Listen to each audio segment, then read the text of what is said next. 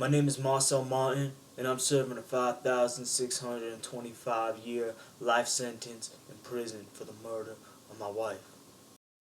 Marcel Martin, on one hand, he seems smart, persuasive, easygoing, charming, sexy, but this is all on the outside, you see. This is what he uses as his bait to lure these women in. Marcel, can you tell us how you met your wife, Kayla? I met Kayla when we were younger in high school. We really started to connect after she broke up with her ex. He abused her mentally. He was always saying things like, "You're too good for your job," or, "You smell too good." He was always saying things like, "Hurry," or "Come on." Just always rushing her. Kayla was vulnerable, weak for abusive men, and this made her perfect for the dark, sadistic side of Marcel. I love Kayla. She loved me, and after a year we moved in together. Marcel tries to draw sympathy from people like you or me by saying, "Oh, I'm in love," or "I have a heart," when really he doesn't. He tries to make himself seem like a normal guy. So Marcel, you and Kayla had smoked cannabis occasionally, correct? What's that? Occasionally means often, every once in a while. Okay. Did you? What's that? Smoke cannabis. What's that? Marijuana.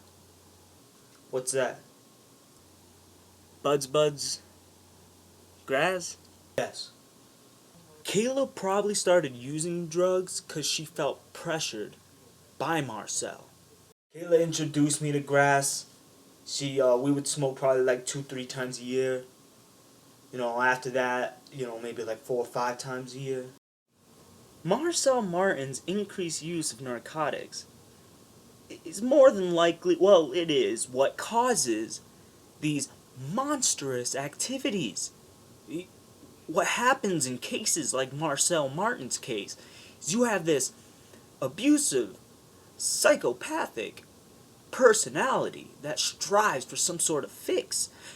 And when he constantly uses drugs like grass, he starts to lose that fix. So he has to start to resolve to other, more illegal, murderous acts.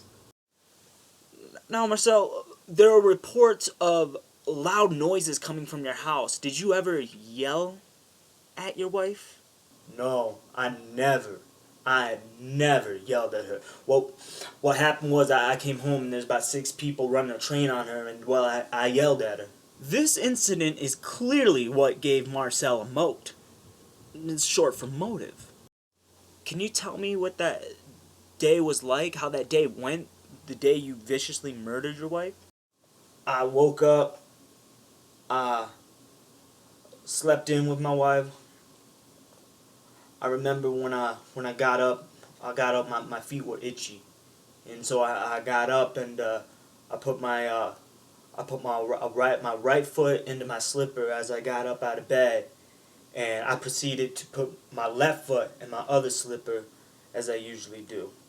And it was about this time where I had stood up, and I walked out of the room past the door, and then proceeded to walk down the hallway.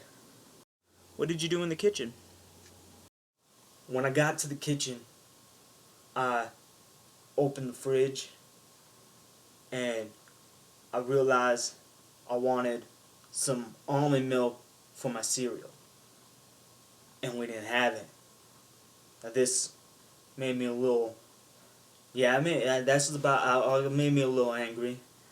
But I wasn't enraged at the moment. I remember I said, I gotta do something about this. I gotta go walk to the supermarket and get me some almond milk.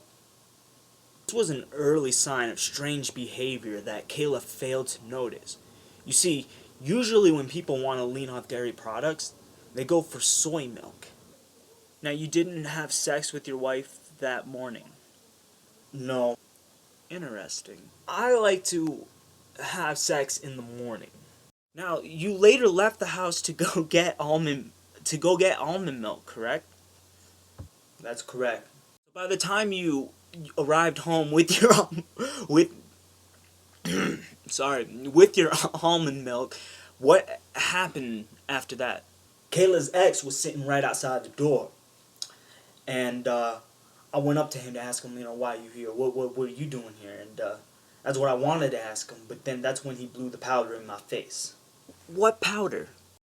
Scopamine is a drug made from a plant in South America that if it's grinded down into a powder, it could essentially be used to blow in your face or to put on your doorstep for you to step on, and once it enters your bloodstream, anybody can tell you what to do, and you'll do it without question. What happened after that powder was blown into your face? I absolutely don't remember anything after that.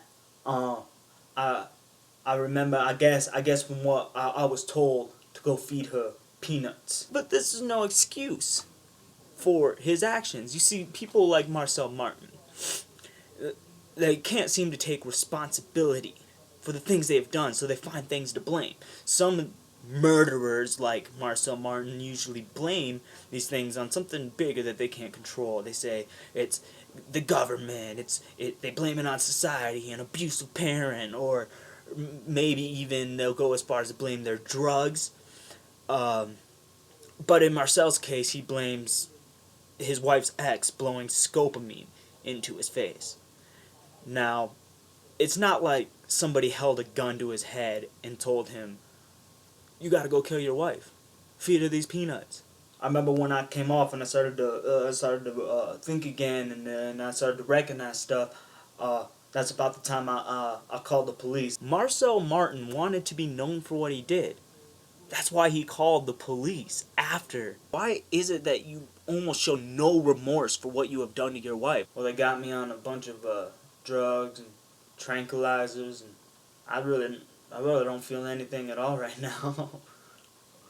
To prevent acts like these from happening in the future is to look at what causes these types of behaviors, okay? In Marcel's case, we get somebody who has been known to yell at his wife, someone that's verbally abusive, and you mix that with somebody that uses drugs, it ain't rocket science.